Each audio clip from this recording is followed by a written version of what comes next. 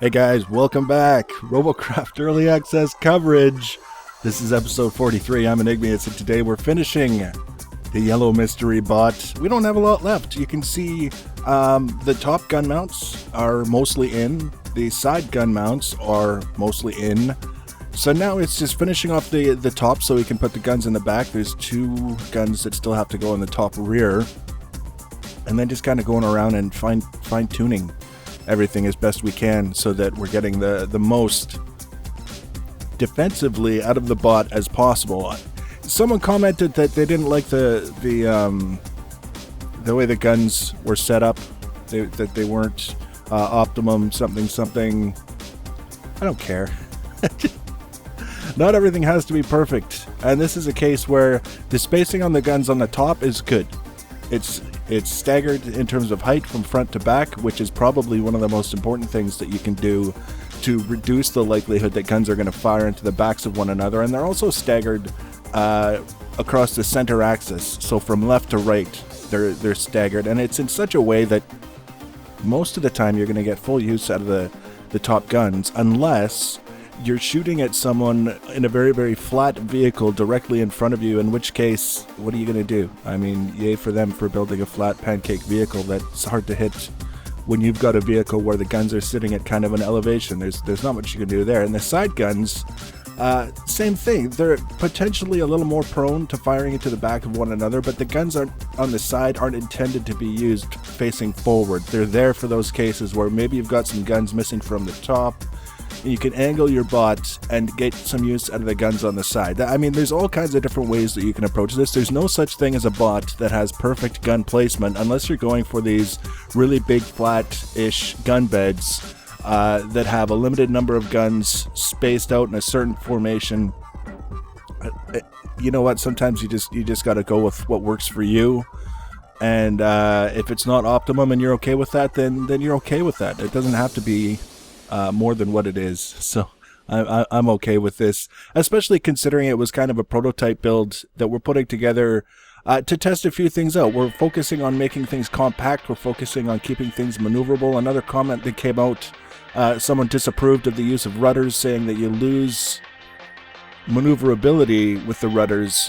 You actually do lose a little bit of maneuverability. Your bot won't turn as quickly, you'll notice, but the benefit is that you lose all of the wobble.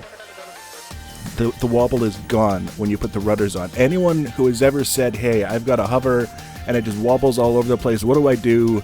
And you say, try putting a pair of rudders on it, and they do it, they always come back and say, oh my god, that totally fixed my problem. So for the sake of a little bit of mobility that we gain back to some extent by the thrusters you see right there, the side-facing thrusters, to get rid of that wobble, all over it. I'm all over it, because the wobble is what capsizes a bot in a lot of cases. And that's kind of the biggest frustration for me, is ending up with an upside-down bot for any reason.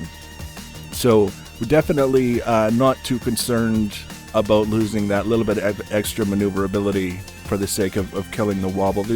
There's many, many different ways to skin a cat, and everyone's going to have their own view, and I invite people to share their view of how they like to do things and why. There's a fine line between, hey, I like to do it this way, and you did it wrong, this is how you should have done it. Which you have to expect.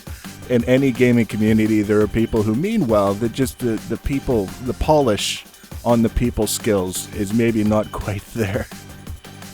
What can you do? So, I mean, it's a pretty straightforward bot when you get right down to it.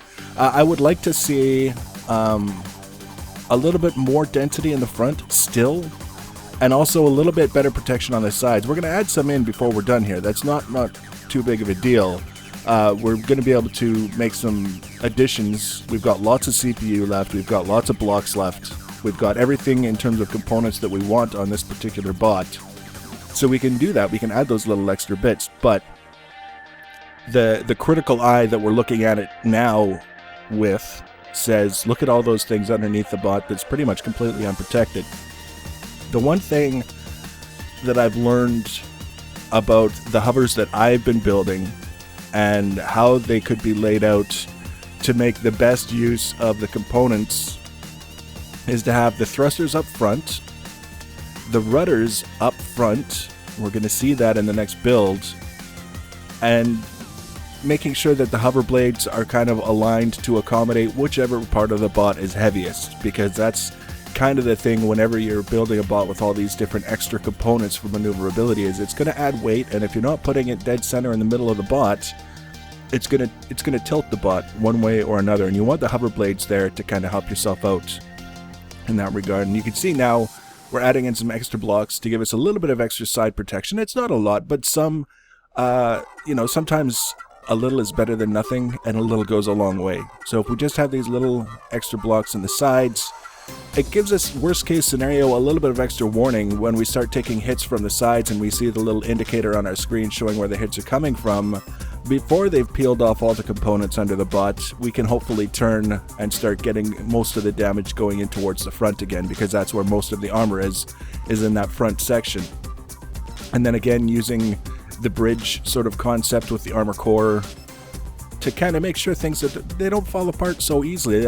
Another one of the comments that I read was someone who saw Triforcing and didn't realize what the armor core method actually is, saying you can't really Triforce an entire bot without sacrificing survivability because it tends to fall apart in big chunks. That's Triforce. That's the early Triforce with the limited narrow connection, so you shoot one end and you shoot the other end and everything in the middle goes poof. That's what we're trying to avoid with this, and that's why we do the bridges, and that's why we do the squiggles and the bridges and all these other things.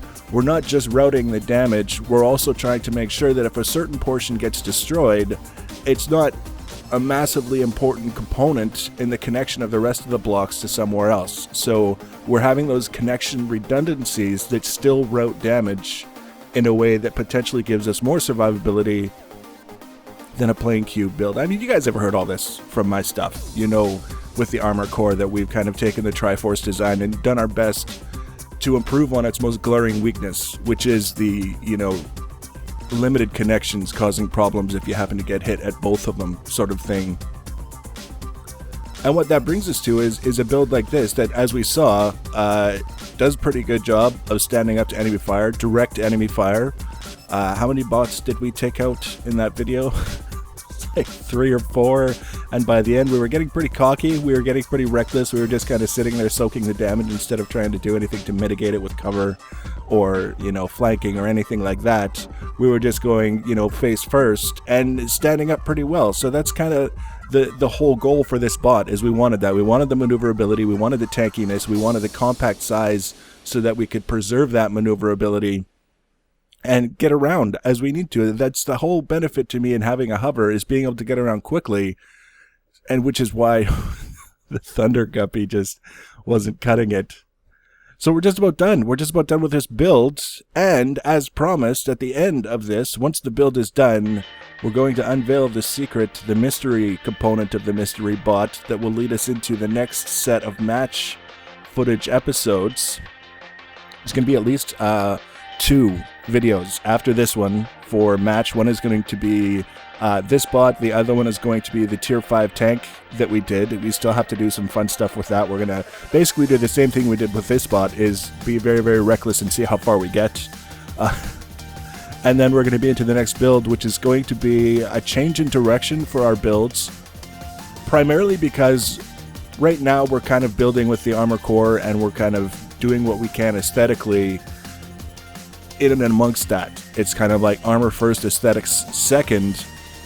This next bot that we're going to build is both at the same time. You're going to see some aesthetics layout ideas that you can use. So if you go on a bot to look a certain way, you can set up a certain pattern for yourself to do the layout for the bot inside the garage, and then match that whole concept of armor core, whatever armor system you really like to use, with the aesthetic component.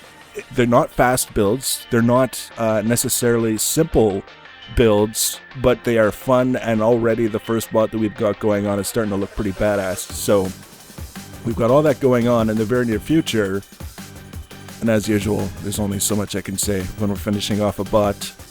So if you want to be notified when I add those new videos, one way to do that is to subscribe to my channel. Another way is to follow me on the social media. Links for social media are always in the information section below the video. Please do leave your comments and feedback.